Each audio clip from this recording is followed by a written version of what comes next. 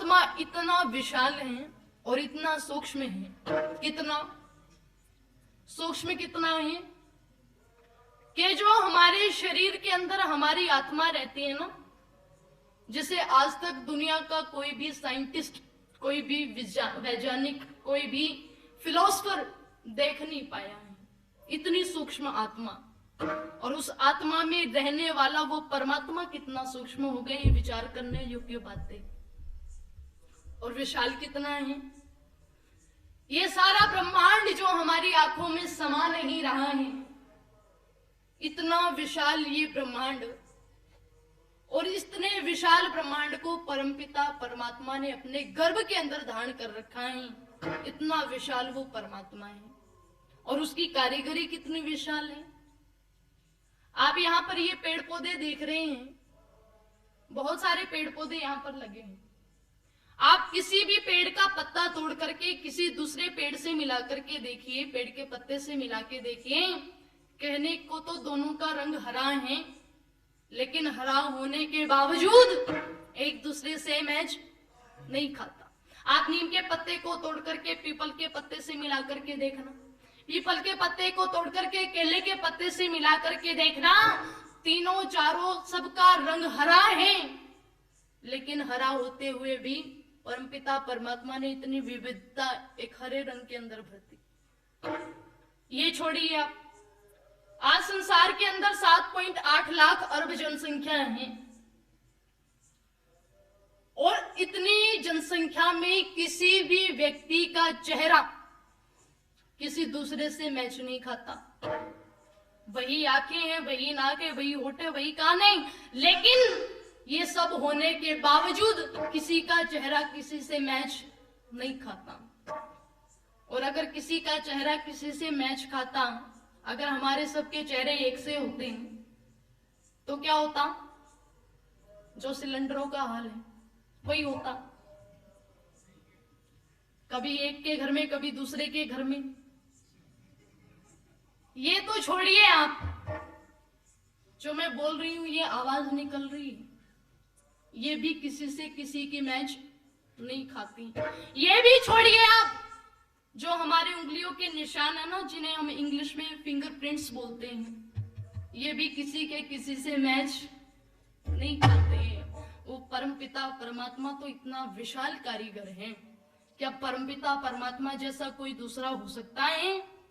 क्या परमपिता परमात्मा जैसा कोई और व्यक्ति हो सकता है, कोई बनने की कोशिश कर सकता है?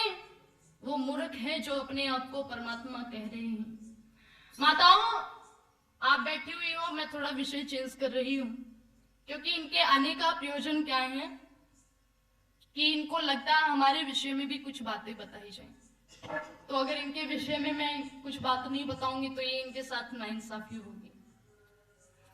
माताओं, यहां तो शायद नहीं जाती होंगी, डेरे में कौन कौन गई है? गई हो कोई? नहीं गई ना? खैर, इस गांव की मैं बात नहीं कर रही, बहुत अच्छी है, मैं पहले भी आई हूँ।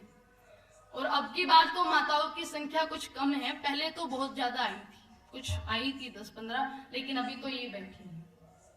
खैर, आप बैठी हो। माताओं, एक समय वो था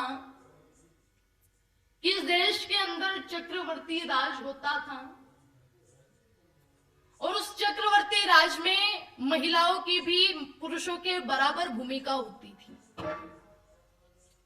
लेकिन जैसे जैसे महाभारत का युद्ध हुआ और उसके अंदर अनेकों सन्यासी, विद्वान, वीर, योद्धा मारे गए, उसके बाद में जिसके मन में जैसा आया उसने वैसा पंथ चलाना शुरू कर दिया। फिर इस देश का पतन होना शुरू हो गया, और पतन होते होते कितना पतन हो गया कि यहाँ पर कभी मुगल आए, कभी तुगल आए, कभी फ्रांसीसी आई, कभी ब्रिटिश सरकार आई, कभी कुछ आया तो कभी कुछ आया। तो ध्यान रखना, इस देश को शारीरिक सामाजिक दृष्टि से भी और इस देश की मानसिक दृष्टि से भी बहुत हानि हुई है। कितनी हानि हुई है? इस देश के अंदर नारी जाति को जो दर्जा दिया गया था, सिर की पगड़ी बताया जाता था, उसको पैर की जुती समझा जाने लगा था। पूज्य माना जाता था, तो वही इस देश के अंदर एक दूसरी समस्या खड़ी हो गई थी कि नारी अपवित्र होती है, शुद्रा होती है। अगर नारी की छाया भी पड़ जाती है तो वो व्यक्ति अंधा हो जाता है, वो भी शुभ नहीं होती। न जाने कितने लालछन इस नारी जाति के जीवन पर लगाए गए थे। किसी ने कहा कि ये तो खेती होती है, किसी ने कहा गधा ढोल शूद्र पशु नारी ये सब ताड़न के अधिकारी।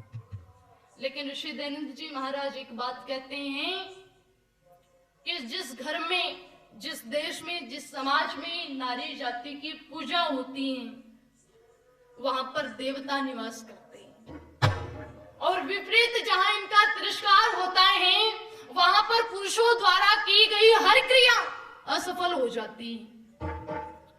देश को, घर को, समाज को स्वर्ग बनाने का काम यदि कोई करती है तो ये नारी जाति करती है। और इसके विपरीत मैं कह दूं, देश को, घर को बिगाड़ने का काम यदि कोई करता है तो वो भी यही करती है। एक बार एक घटना आई थी हरियाणा की। एक बार एक महिला चली गई गुरुजी के आश्रम में। 10 दिन बाद घर पर लौटी। पति ने पूछा कि कहां गई थी। अब जब किसी की पत्नी 10 दिन के बाद घर पे आई बगैर बताए गई हो, तो उसका पूछने का तो अधिकार है ना कि कहां गई थी। खैर इसने बता दिया सीधे सीधे कि गुरुजी के आश्रम में गई थी। इसने कहा कि क्या करने? बोले गुरुजी की सेवा करने। बोले वो गुरु क्या तेरा फूफा लगता है जो उसकी सेवा करने गई थी?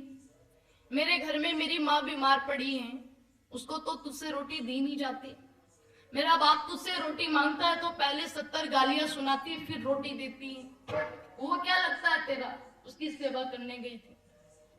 खैर चली गई तो ये बता क्या लेकर के आई वहां से? बोली मंत्र लेकर के आई। बोले क्या मंत्र लेकर के आई है, मुझे भी बता दे। अब हरियाणा की थी, हरियाणा की भाषा थोड़ी अक्खड़ है ना।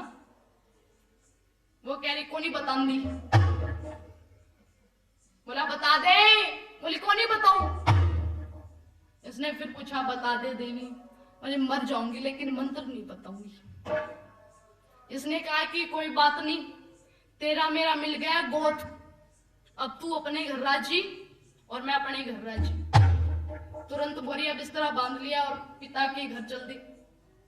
जाकर के दरवाजा खटखटाया, पिता ने दरवाजा खुला, अंदर आ गई।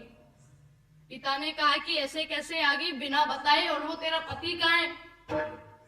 बोली छोड़ाई मैं उसे। बोला क्यों छोड़ाई? बोले मैं गुरुजी के आश्रम में गई थी, गुरुजी ने मंत्र दिया था और गुरु ने कहा था कि ये मंत्र किसी को बताना मत, और वो मुझसे बार बार मंत्र पूछ रहा था तो घर से निकाल दिया, मैं आ गई। पिता ने कहा कि बेटी बहुत गलत किया, बहुत गलत किया। जब तू अपने पति को छोड़ सकती है और वो भी गुरु के बदले, तो मेरे घर में भी तेरे लिए कोई जगह नहीं, निकल जाए यहां से भी। तुरंत बोरिया बिस्तरा बांध लिया और चल देती है और कहती है धन धन सतगुरु तेरा ही आसरा, तू ही पियर तू ही सासरा।